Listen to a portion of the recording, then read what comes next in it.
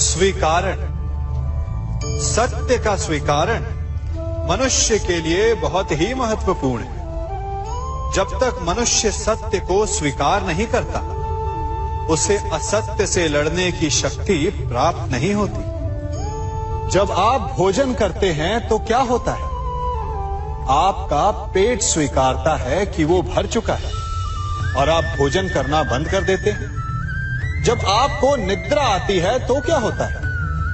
आपका मन स्वीकारता है कि आपका शरीर थक चुका है और उसे विश्राम की आवश्यकता है। उसी प्रकार जब आपको किसी व्यसन को रोकना हो तो आपको स्वीकारना पड़ता है कि बहुत हो चुका, चाहे वो लालच हो या मदिरापान। उस व्यसन का त्यागना तभी प्रारंभ होता है जब आप ये स्वीकार कर लेते हैं कि आप उस व्यसन के बंधक हैं। हम सब शीघ्र ही सफलता चाहते हैं, ढेर सारी संपत्ति और सुख चाहते हैं, और ऐसे में कई बार हम छोटे मार्गों का चयन कर लेते हैं। वो मार्ग जिनमें परिश्रम नहीं होता, जिनमें होता है तो केवल छल, कुटिलता और भाग्य का सहारा। जैसे कि जुआ। कोई जुए के खेल में धन लगाता है, कोई दांव लगाता है और ये भूल जाता है कि जुआ ऐसा दलदल है कि जिसमें एक बार गिरे तो सर्वनाश से पहले निकलना असंभव है। यदि आप जीते तो और जीतने की भूख बढ़ जाएगी, और यदि आप कुछ हार बैठे तो उसे पुनः पाने के लिए आप फिर से खेलेंगे। मनुष्य को ये आभास ही नहीं होता कि अपनी संपत्ति के साथ साथ वो अपनी मानवता, अपने संस्कार, अपना धर्म और अपना उत्तरदायित्व तक सभी जुए की भेंट चढ़ा देता है। इसलिए कुछ पाना है तो परिश्रम से पाओ। यदि कुछ जुए में जीता तो वो उतना शीघ्र ही खो दोगे, चूंकि उसे परिश्रम से पाया नहीं गया है, और उसकी रक्षा करने के लिए आपके मन में स्वाभाविक प्रयास भी नहीं होंगे। आपने अपने जीवन में कभी तलवार खरीदी है? क्या देखकर तलवार खरीदते हैं? उसकी मयान देखकर या उसकी धार देखकर? अरे, मैं भी कैसा प्रश्न पूछ रहा हूं आपसे। ये आवश्यक थोड़ी कि आप कोई योद्धा या क्षत्रिय हो। ये भी हो सकता है कि आप कोई व्यापारी, कोई छात्र या शिक्षक हो। तो चलिए मैं आपसे ये पूछता हूं कि आप नए वस्त्र कैसे खरीदते हैं? क्या उसका रंग रूप देखकर खरीदते हैं या उसकी गुणवत्ता देखकर? गुणवत्ता देखकर, है ना? ठीक उसी प्रकार जब आप किसी मनुष्य से मिले तो उसके रंग रूप पर मत जाइए, उसका आचरण समझने की चेष्टा कीजिए, उसकी मेधा, उसकी प्रतिभा का मूल्यांकन करने का प्रयास कीजिए। आपका जीवन बहुत ही सरल हो जाएगा। आप सब ने अपने जीवन में एक कहावत तो सुनी ही होगी कि एक चुप 100 को हराए। सुनी है ना? और इसीलिए कई बार हम जीवन में चुप रहते हैं, मौन रह जाते हैं, क्योंकि ये सत्य कि एक मूर्ख के लिए मौन रहने से अधिक श्रेयस्कर उत्तर और कुछ भी नहीं हो सकता। परंतु क्या जीवन में सदैव मौन रहना, सदैव चुप रहना क्या उचित होता है? नहीं। जहां पाप का बल बढ़ रहा, जहां छल हो रहा, वहां मौन रहने से अधिक गंभीर अपराध और कुछ नहीं हो सकता। मौन रहकर कदाचित आप समस्या से बच जाएं, परंतु आप संसार को समस्याओं में उलझा देते हैं। इतिहास साक्षी है कि पापियों के उद्दंडता ने संसार को इतनी हानि नहीं पहुंचाई जितना कि सज्जनों के मौन ने पहुंचाई। यदि कोई मूर्ख बोल रहा है तो मौन रहना उचित है, परंतु यदि कहीं अपराध हो रहा है छल हो रहा है तो उठिए और विरोध कीजिए, क्योंकि आप भले ही न सही परंतु आपकी आने वाली पीढ़ी इस पाप के दंड को अवश्य सहेगी। जीवन में सफल कौन नहीं होना चाहता? पद में, प्रतिष्ठा में आकाश जैसी ऊंचाई किसे नहीं चाहिए? स्थिरता में भूमि जैसी दृढ़ता किसे नहीं चाहिए? सभी को चाहिए। परंतु सफलता का पुष्प अपने साथ अहंकार का कांटा भी लाता है। सफलता आपको आनंद देती है, उपलब्धि आपको गर्व देती है, और फिर यही आनंद धीरे धीरे अहंकार में परिवर्तित हो जाता है, फिर अतिक्रमण में और अंततः अन्याय में। और यहीं से सफलता का नाश प्रारंभ हो जाता है। यदि आप चाहते हैं कि आपकी सफलता लोगों की दृष्टि में सम्मान बनकर रहे, लोगों के मन में शूल बनकर नहीं, तो ये आप वृक्ष से सीखिए। फलों से लदने के पश्चात वो झुक जाता है।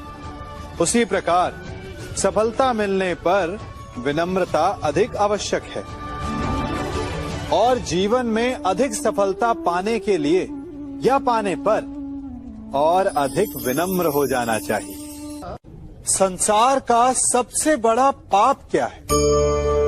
असत्य बोलना, हत्या कर देना, चोरी करना या किसी का अपमान करना। संसार का सबसे बड़ा पाप है किसी निर्बल को सताना, और संसार का सबसे बड़ा दंड भी उस निर्बल के मुख से निकली हाय है। आप देख रहे हैं मैं क्या कर रहा हूं? मैं लौह पिघला रहा हूं, और ये लौह पिघलता है इस चमड़ी की बनी धूनकी से निकली हवा से। तनिक सोचिए, एक मृत पशु की खाल से बनी धूनकी इतने कठोर लोहे को भस्म कर सकती। ठीक उसी प्रकार आप चाहे जितने भी शक्तिशाली क्यों ना हो, यदि आपने किसी निर्दोष, किसी निर्बल को सताया, तो उसके मन से निकली हाय और उसका श्राप आपके जीवन को भस्म कर सकता है। मनुष्य भी बड़ा विचित्र प्राणी है।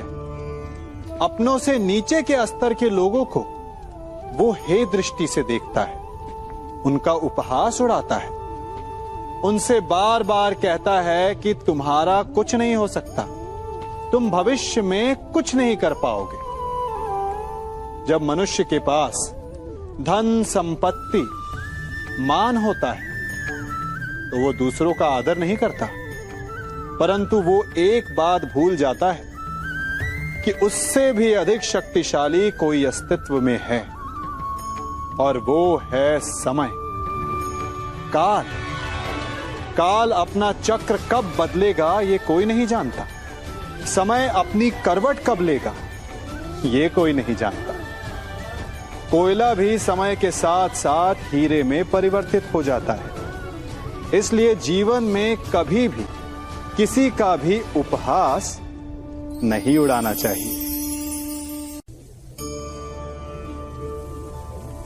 कभी सोचा है हमारा जीवन भी उस रेत की घड़ी की भांति है? जो रेत नीचे गिर चुकी है वो हमारा अतीत है, जो अब भी ऊपर है वो हमारा आने वाला भविष्य है, और वर्तमान ये संकुचित स्थल है जहां से धीरे धीरे करके रेत गिर रही है। अर्थात हमारे पास जीने के लिए यही एक क्षण है।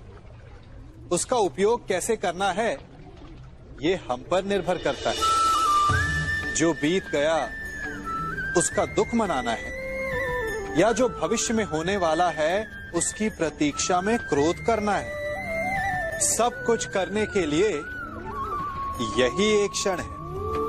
प्रसन्न रहना है तो उसके लिए भी यही एक पल है। प्रतीक्षा करते रहोगे तो ये पल भी भूतकाल में बदल जाएगा।